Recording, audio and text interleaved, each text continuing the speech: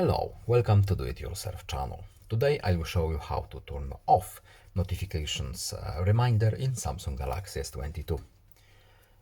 To turn our notification reminder off, we have to go to Settings, then Notifications, next Advanced Settings, and here we have Notification Reminders.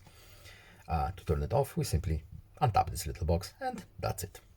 Of course, we can customize it a little bit if you want simply to change it. For example, if we want to turn to remove application from this reminder, for example, we don't want any but this two, back out, and as you can see, we have only two applications that will be used by our reminder. But we don't want it at all, so let's turn it off. And that's it. I hope this video was helpful to you. Please leave a like and subscribe. Have a nice day and see you in the next video. Goodbye.